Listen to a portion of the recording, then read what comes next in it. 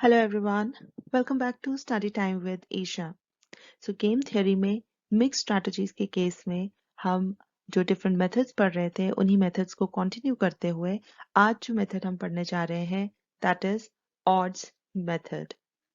तो पहले हमने जैसे लास्ट मेथड किया था उसमें भी हमने देखा था अरिथमेटिकल मेथड में कि हमने कुछ एक दो फॉर्मूले देखे थे जिनकी हेल्प से हम अपनी गेम सॉल्व करते हैं। तो वैसे ही ऑड्स मेथड में भी हम कुछ फॉर्मूले लर्न करेंगे। तो आइए पहले देखते हैं कि वो क्या फॉर्मूले हैं। देखिए, तो ऑड्स मेथड में यहाँ पर देखिए हमने एक जनरल गेम हमने यहाँ रिप्रेजेंट की है। Again we have two players, player A and player B. दोनों के पास दो दो स्ट्रैटेजीज हैं, A1 A2 B1 and B2। और ये जो बीच में हमने पे ऑफ मैट्रिक्स बनाया है उसको हमने रिप्रेजेंट किया है x1 x2 y1 and y2। ठीक है, तो if player A plays strategy A1 और प्लेयर बी काउंटर करता है B1 से तो उसका नेट पे ऑफ होगा x1। वैसे ही A1 B2 के कॉम्बिनेशन से नेट पे of will be x2, similarly y1 and y2। ठीक है, तो ये हो गई हमारी जनरल गेम। हमने जैसे पिछले मेथड में अरिथमेटिकल मेथड में हमने पे ऑफ को रिप्रेजेंट किया था A11 A12 A21 and A22 की फॉर्म में। तो लेकिन यहाँ पर हमने वो नहीं लिखा है क्योंकि उससे हमारे जो फॉर्मूले देखिए आप जैसे यहाँ पर देख पा रहे होंगे हमने 4-5 फॉर्मूले लिखे हैं। तो अगर हम उस फॉर्म में लिखेंगे तो थोड़ा सा कंफ्यूजिंग हो जाता है। तो उसको थोड़ा सा सिंपल रखने के लिए हमने x1 x2 y1 and y2 लिया है। ठीक है, चलिए तो देखते हैं अब हमने ये फॉर्मूले लिखने कैसे हैं, क्योंकि यहाँ पर बहुत इंपॉर्टेंट है फॉर्मूले ध्यान से लिखना। अगर फॉर्मूले में एक भी वैल्यू, एक भी डिजिट, एक भी वेरिएबल थोड़ा आगे पीछे हो जाता है तो उससे आपका सारा कैलकुलेशन गड़बड़ हो जाएगी। ठीक है, अब बहुत ही ध्यान से देखिए हमने ये करना कैसे है। ऑड्स मेथड है, यहाँ पर हमें सिंपली सबसे पहले जब भी आपको गेम मिलेगी तो हमने जैसे पहले भी डिस्कस किया है कि कोई भी गेम स्टार्ट करने से पहले हम उसमें चेक करते हैं सैडल पॉइंट एग्जिस्ट करता है या नहीं। अगर सैडल पॉइंट एग्जिस्ट करता है तो हमें डायरेक्टली उसी फॉर्म वहीं पर आंसर मिल जाता है। लेकिन अगर सैडल पॉइंट एग्जिस्ट नहीं करता है फिर हम डिफरेंट मेथड्स यूज करते हैं जो हमने मेंशन किए थे फॉर मिक्स्ड स्ट्रैटेजीज। ठीक है, तो यहाँ पर भी हम वही करेंगे, पहले सैडल पॉइंट चेक करेंगे। तो अब हम यहाँ मान के चल रहे हैं कि सैडल पॉइंट एग्जिस्ट नहीं करता है क्योंकि तभी ऑड्स मेथड एप्लीकेबल हो पाएगा। ठीक है, चलिए तो 2x2 होना जरूरी है, मतलब यहाँ पर प्लेयर ए प्लेयर बी दोनों के पास दो दो ही स्ट्रैटेजीज अवेलेबल होनी चाहिए टू अप्लाई ऑड्स मेथड। ठीक है, चलिए अब हमें करना क्या है, फॉर्मूले लिखने से पहले सबसे पहले हम एक चीज करेंगे, हम रोज की जो वैल्यूज हैं उनका डिफरेंस लेंगे और फर्स्ट रो का डिफरेंस सेकंड रो के सामने लिखेंगे, सेकंड रो का डिफरेंस फर्स्ट रो के सामने लिखेंगे। ठीक है, तो हमने क्या कहा देख लीजिए। हम जैसे पहली रो में डिफरेंस लेते हैं x1 और x2 का, इसका डिफरेंस लेंगे, हमने क्या करना है सेकंड रो के सामने लिख लेना है x1 माइनस x2। ठीक है, और एक चीज आपने ध्यान में रखनी है, हमने यहाँ पर लेना है मॉडुलस, मॉड फंक्शन। उसका मतलब क्या होता है कि हमने नेगेटिव साइन को इग्नोर करना है। अगर इनका डिफरेंस नेगेटिव आता है तो हम उसको नेगेटिव साइन को इग्नोर करेंगे, सिर्फ उसकी जो एब्सोल्यूट वैल्यू है वही लिखेंगे। ठीक है, उसी तरीके से हम सेकंड रो का डिफरेंस लेंगे y1 एंड y2 का डिफरेंस और हम उसे लिखेंगे फर्स्ट रो के सामने। ठीक है, ये डिफरेंस आ जाएगा यहाँ पर y1 माइनस y2 और अगेन हमने लेना है मॉडुलस। ठीक है, I hope this is clear. उसके बाद अब हम वैसे ही कॉलम वाइज करेंगे। तो हम कॉलम वाइज क्या चीज करेंगे, पहले कॉलम का डिफरेंस लेंगे और दूसरे कॉलम के नीचे लिखेंगे, फिर दूसरे कॉलम का डिफरेंस लेंगे और पहले कॉलम के नीचे लिखेंगे। तो कहने का मतलब ये है, ये पहला कॉलम है, इसका डिफरेंस हो गया x1 माइनस y1, वो लिखेंगे दूसरे कॉलम के नीचे x1 माइनस y1 और लेना है मॉड फंक्शन। ठीक है, उसी तरीके से अब हम दूसरे कॉलम का डिफरेंस लेंगे x2 और y2 का डिफरेंस और हम लिखेंगे पहले कॉलम के नीचे x2 माइनस y2 और अगेन हमें लेना है मॉडुलस। ठीक है, मतलब हमने नेगेटिव साइंस को इग्नोर करना है। इन्हीं को हम बोलते हैं ऑड्स। ये जो हमने कैलकुलेशंस के डिफरेंसेस लिए हैं हम इनको ऑड्स बोलते हैं। तो हमने रोज के लिए ऑड्स कैलकुलेट किए, कॉलम्स के लिए ऑड्स कैलकुलेट किए। ठीक है, अब देखिए अब हमें फॉर्मूला कैसे लिखना है। तो पहले हम लिखेंगे, अगर प्लेयर ए प्लेयर ए स्ट्रैटेजी A1 चूज करता है तो उसकी क्या प्रोबेबिलिटी है। फिर हम फॉर्मूला देखेंगे A2 यूज करने की क्या प्रोबेबिलिटी है। फिर हम देखेंगे B1 के लिए और वैसे ही B2 के लिए प्रोबेबिलिटी। ठीक है, तो हम क्या करेंगे, probability that A pledge A1, तो वो किसके बराबर होगा, y1, a1 के सामने क्या लिखा है y1 माइनस y2, तो हमारे न्यूमरेटर में वही आ जाएगा y1 माइनस y2 और मॉड फंक्शन लगाना है। डिवाइड किससे करना है, इन दोनों को डिवाइड कर देना। ठीक है, y1 minus y2 x1 minus x2 है, इनको प्लस करना है और इसी से डिवाइड कर देना है। ठीक है, तो हमने बेसिकली क्या किया, y1 माइनस y2 लिया और डिवाइड किससे किया, y1 minus y2 plus x1 minus x2। ठीक है, और बीच में प्लस का साइन। वैसे ही जब A2 के लिए करेंगे तो अब हम क्या करेंगे, A2 के सामने लिखा है x1 माइनस x2, तो न्यूमरेटर में आ जाएगा x1 माइनस x2 और डिनोमिनेटर सेम रहेगा। ठीक है, और इसको वैसे हम डायरेक्टली भी कर सकते हैं, जैसे अगर A1 की प्रोबेबिलिटी जितनी भी आई 1 माइनस उसकी प्रोबेबिलिटी करेंगे तो हमें A2 की प्रोबेबिलिटी मिल जाएगी। ठीक है, और अगर फॉर्मूले के फॉर्म में करना है तो ऐसे करना है। राइट, चलिए अब हम देखते हैं B के लिए। अब B के लिए क्या करना है, हम पहले ये सारा हटा देते हैं ताकि कंफ्यूजन ना हो। जैसे हमने पहले रोज के लिए किया वैसे ही अब यहाँ हम कॉलम्स को ध्यान में रखते हुए करेंगे। देखिए, probability that P place B1, तो B1 के लिए क्या है, इसके सामने है x2 माइनस y2, तो न्यूमरेटर में आ जाएगा x2 माइनस y2। ठीक है, और जब हम B2 की कैलकुलेट करेंगे तो B2 के सामने यहाँ पर क्या है x1 माइनस y1, तो न्यूमरेटर में आना है x1 माइनस y1। ठीक है, और डिनोमिनेटर दोनों का सेम होगा, डिनोमिनेटर में क्या आएगा, ये जो दो हमने टर्म्स लिखी हैं x2 minus y2, x1 minus y1। ठीक है, इन दोनों को ऐड करना है। ठीक है, तो यही हमने लिखा है, देखिए x2 minus y2, x1 minus y1। Right, और यहाँ पर भी सेम है, इनको हमने ऐड करना है।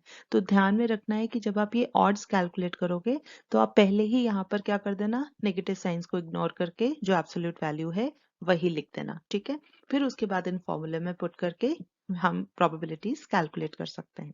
राइट, तो ये होगी प्रोबेबिलिटीज की बात। अब लास्ट में हमें वैल्यू ऑफ गेम कैलकुलेट करनी होती है। ठीक है, तो वैल्यू ऑफ गेम कैलकुलेट करने के लिए आप एक चीज यहाँ पर ध्यान दीजिए, डिनोमिनेटर जो है वो सेम है, किसके जैसा है, जब हमने A की प्रोबेबिलिटीज निकाली है। ठीक है, तो हम B की जब प्रोबेबिलिटीज अगर उसका वाला यूज करना है तो मेथड आपका फॉर्मूला थोड़ा सा डिफरेंट हो जाता है, लेकिन हमें कंफ्यूज नहीं करना है, हमने दोनों तरीकों से सेम ही आंसर मिलता है, लेकिन हम यहाँ पर कंफ्यूज नहीं करेंगे, हम एक ही फॉर्मूला देखेंगे, हम A वाले के अकॉर्डिंग। देखिए देखिए जो आपने A की प्रोबेबिलिटीज निकाली हैं उसमें जो डिनोमिनेटर में है y1 minus y2 plus x1 minus x2, वही देखिए यहाँ वैल्यू ऑफ गेम में भी है। ठीक है, और फिर न्यूमरेटर में क्या है, न्यूमरेटर में देखिए a1 a2 यूज होना है ना, a1 एंड a2, तो हम क्या करेंगे, a1 a2 का आप याद रखिए,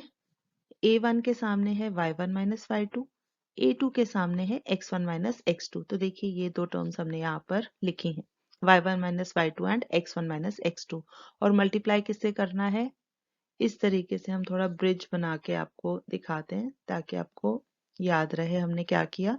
देखिए ये x1 है, x1 को मल्टीप्लाई किया है इसके साथ, y1 को मल्टीप्लाई किया है इसके सामने, ये है x1 माइनस x2 के साथ, और दोनों को ऐड कर दिया है। ठीक है, तो हमने क्या किया है, x1 into y1 minus y2 plus y1 into x1 minus x2। ठीक है, तो न्यूमरेटर में ये आ जाएगा और डिनोमिनेटर में जो हमने प्लेयर ए के लिए डिनोमिनेटर लिया था प्रोबेबिलिटीज के लिए वही यहाँ पर है। ठीक है, तो आपको जैसे भी कन्वीनियंट लगे आप वैसे फॉर्मूले लर्न कर सकते हैं। ठीक है, तो ये तो होगी फॉर्मूले की बात। तो चलिए अब एक एग्जांपल की हेल्प से देखते हैं कि हम ऑड्स मेथड अप्लाई करके कैसे हमारी गेम को सॉल्व कर सकते हैं।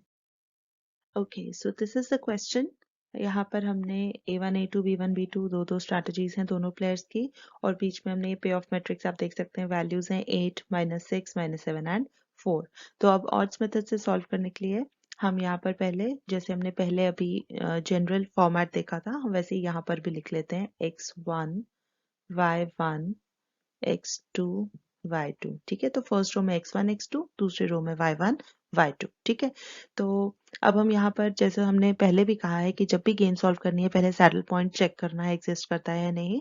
तो क्योंकि अब हम ऑड्स मेथड कर रहे हैं तो हमें ऑलरेडी पता है कि यहाँ सैडल पॉइंट एग्जिस्ट नहीं करता, हम इसलिए ऑड्स मेथड लगा रहे हैं। ठीक है, लेकिन आप एग्जाम में जब भी ये क्वेश्चन सॉल्व करें तो पहले जरूर चेक करें कि सैडल पॉइंट एग्जिस्ट करता है या नहीं। ठीक है, चलिए अब ऑड मेथड्स के लिए हमने क्या कहा था, हमें रोज के डिफरेंसेस लेने हैं और ऑपोजिट रोज में लिखने हैं, कॉलम्स के डिफरेंसेस लेने हैं और ऑपोजिट कॉलम्स में लिखने हैं। ठीक है, तो पहला देखिए x1 माइनस x2 मतलब 8 माइनस -7, तो वो हो गया हमारा 15। हम वो डिफरेंस लिखेंगे सेकेंड रो के सामने। ठीक है, उसके बाद देखिए सेकेंड रो का डिफरेंस है -6 -4 दैट इज -10, और हम लिखेंगे फर्स्ट रो के सामने। तो अब हम -10 नहीं लिखेंगे क्योंकि हमने कहा था हमें मॉड्यूलस लेना है, तो हम ये माइनस साइन हटा देंगे। ठीक है, हमें सिर्फ एब्सोल्यूट वैल्यू लेनी है।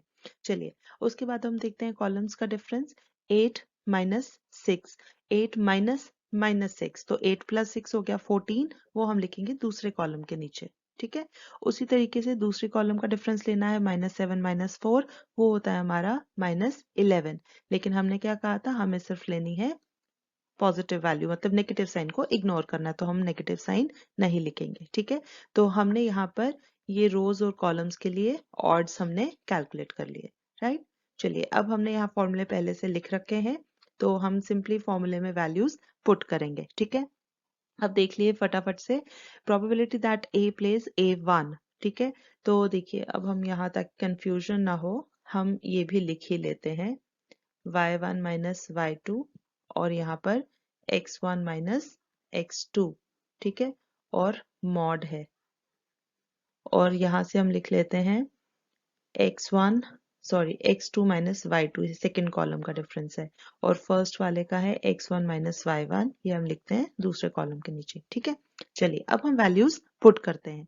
तो पहला देखिए y1 minus y2 that is 10, 10 upon y1 minus y2 is 10 plus x1 minus x2 है 15, तो ये आ गया हमारा 10 अपॉन 25। इसको फर्दर सॉल्व करेंगे तो 5 2 10, 5 5 25, तो ये आ गई हमारी प्रोबेबिलिटी A1 के लिए। अब A2 के लिए देखिए, x1 x2 है हमारा 15 अपॉन, नीचे डोमिनेटर तो सेम ही है तो 10 + 15 which is equal to 15 upon 25 which is equal to 5 3 15 5 5 25। ठीक है, तो A1 अगर हम डायरेक्टली यहाँ पर करते 1 माइनस A1 की प्रोबेबिलिटी, मतलब 1 माइनस 2/5 सिंपली करते बिना फॉर्मूला लगाए तो भी हमें 3/5 मिल जाता। ठीक है, तो इसका मतलब ये जो हम प्रोबेबिलिटीज कैलकुलेट करते हैं इनकी इंटरप्रिटेशन हमने लास्ट वीडियो में जो हमने मेथड डिस्कस किया, क्योंकि हमने सेम क्वेश्चन लिया है तो वहां पर भी यही आंसर था, और हमने बताया था कि इन वैल्यूज की इंटरप्रिटेशन कैसे होती है कि 2/5 का यहाँ पर मतलब है कि आउट ऑफ 5 मूव्स 2 मूव्स हमारी कौन सी होंगी, हम A1 स्ट्रैटेजी चूज करेंगे, तो 5 में से 2 बार हम A1 स्ट्रैटेजी चूज करेंगे और 3 बार A2 स्ट्रैटेजी यूज करेंगे, not in a particular order. ठीक है, ये रैंडमली हम कोई भी चूज कर सकते हैं। ठीक है, चलिए अब हम कैलकुलेट करते हैं प्रोबेबिलिटी B1 के लिए, तो उसके लिए हम वैल्यूज पुट करते हैं। पहले x2 माइनस y2 वो कितना है 11 divided by x2 minus y2 है 11 प्लस x1 माइनस y1 है 14, तो दिस इज 11 अपॉन 25। राइट, ये होगी B1 की प्रोबेबिलिटी, इसको फर्दर हम सॉल्व नहीं कर सकते। और B2 के लिए वैल्यूज पुट कीजिए फटाफट से, x1 माइनस y1 है 14 upon x2 minus y2 is 11 plus 14, denominator is same 14 upon 25। ठीक है, तो अगर हम इसको डायरेक्टली भी करते 1 माइनस 11/25 तो भी हमें सेम आंसर मिलना था। ठीक है, सो इसका क्या मतलब है कि 25 मूव्स में से 11 टाइम्स B1 स्ट्रैटेजी यूज होगी और 14 टाइम्स स्ट्रैटेजी B2 यूज होगी। ठीक है, तो ये तो आ गई हमारी probabilities A1 A2 B1 B2 की। लास्ट हमें वैल्यू ऑफ गेम कैलकुलेट करना होता है कि सारी गेम खत्म होने के बाद जो हमारी गेम है वो किसकी फेवर में होगी। तो हम यहाँ पर क्या करना है, देखिए x1 is 8 into y1 minus y2 कितना है 10, तो 8 इंटू 10 प्लस y1 है -6, तो -6 इंटू x1 माइनस x2 है 15 होल डिवाइडेड बाय डिनोमिनेटर हमने कहा था ये जैसा ये a की जो प्रोबेबिलिटीज कैलकुलेट की हैं सेम वैसा ही है। y1 minus y2 is 10 plus x1 minus x2 is 15। तो हम इसको अगर सॉल्व करेंगे ये बन जाएगा 8 10 80, 15 6 90 plus minus minus minus 90 upon 25। ठीक है, तो ये किसके बराबर आता है माइनस 10 अपॉन 25। इसको फर्दर सॉल्व करेंगे तो 5 2 से 10 5 5 से 25। ठीक है, तो दिस इज माइनस 2/5।